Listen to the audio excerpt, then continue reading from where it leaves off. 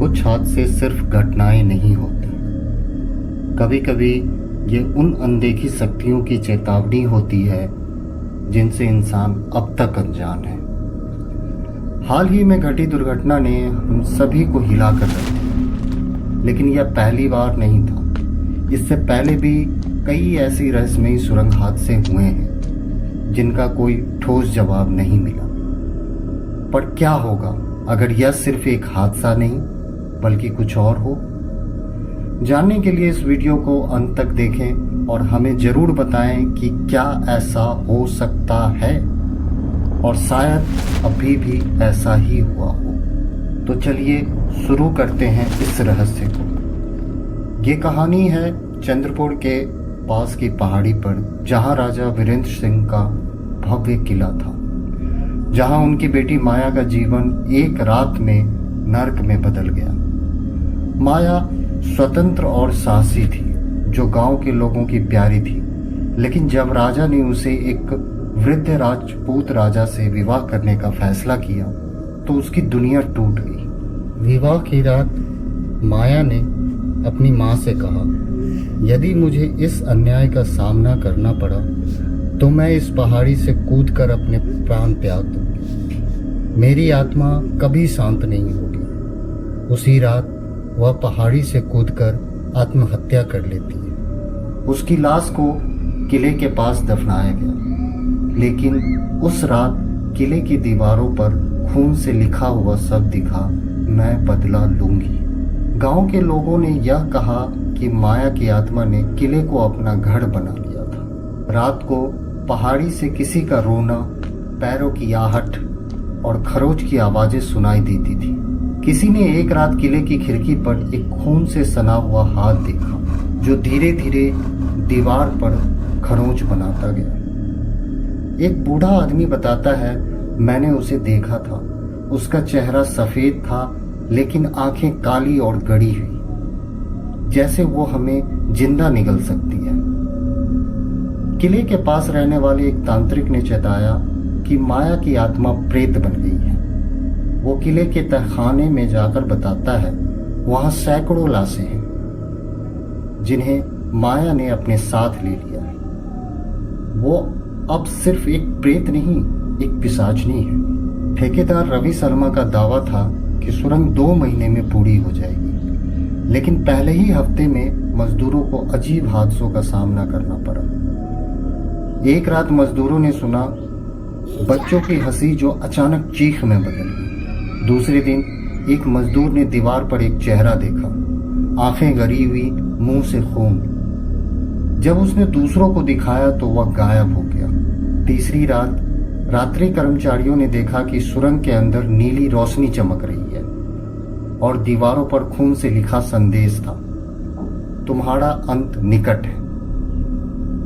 स्थानीय पंडित गौरी शंकर ने चेताया, यहाँ पहले कब्रिस्तान था, इसे छेड़ो मत वरना वो लोग बाहर आएंगे। लेकिन रवि ने मजदूरों को धमकाकर काम जारी रखने को कहा। एक रात मजदूर रामू ने अपने साथी को दीवार से बात करते हुए देखा। जब उसने पूछा तो साथी ने कहा, वो हमें बुला रही है। वो कहती है, मेरे साथ आओ, मैं तुम्हें आराम दूंगी। अगले दिन रामू का कहीं पता नहीं चला। कुछ लोग कहते हैं कि उसके पैरों के निशान सुरंग के अंदर मिले, जैसे किसी ने उसे खींचकर अंदर ले लिया। कुछ दिनों के बाद एक मजदूर ने अपने साथियों को बताया कि उसने सुरंग के अंदर एक औरत को देखा जो पीठ के बल चल रही थी।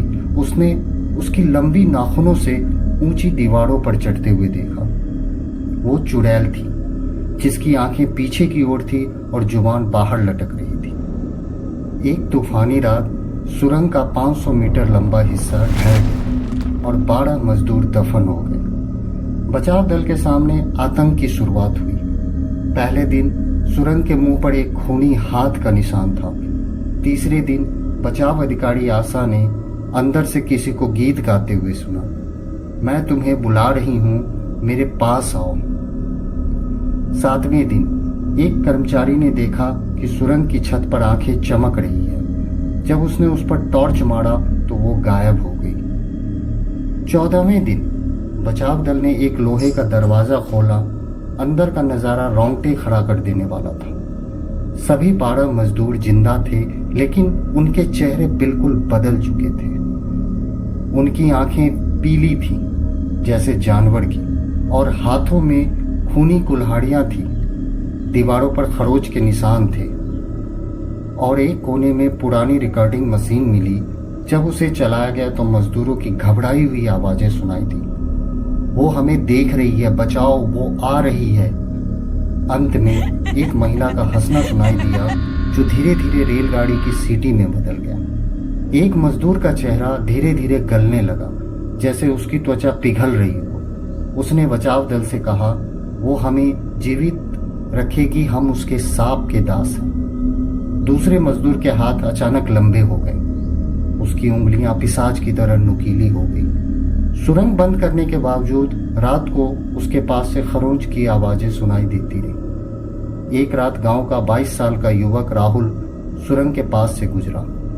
उसे लगा कि दरवाजा खुला हुआ है और अंदर से नीली रोशनी आ रही है। जब वह अंदर घुसा तो उसे अपनी माँ मिली, जो 10 साल पहले मर चुकी थी। उसका चेहरा धीरे धीरे बदलने लगा, त्वचा फटकर लाल मांस दिखने लगी, मुंह में तेज दांत और आंखें काली।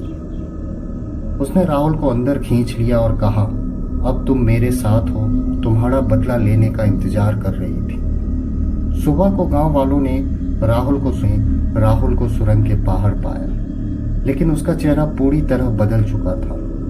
उसकी त्वचा सफेद थी, होठ फटे हुए और जबान बाहर लटक रही थी। उसके हाथ में खूनी कुल्हाड़ी थी और उसकी आंखें पीली थी।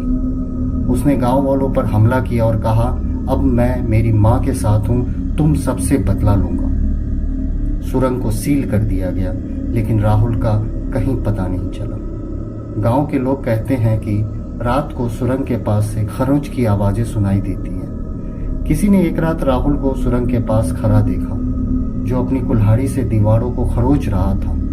उसका चेहरा अब एक जानवर जैसा था, आंखें पीली और जुबान बाहर लटकी हुई। एक बुजुर्ग ने कहा, वो अभी भी बदला लेने का इंतजार कर रही है।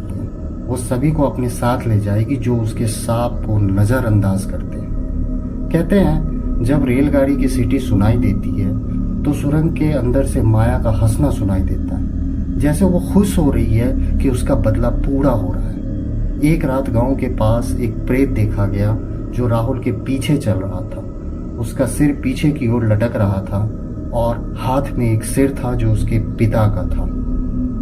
उसने गांव वालों की ओर मुंह करके कहा, हम आएंगे, हम सब आएंगे।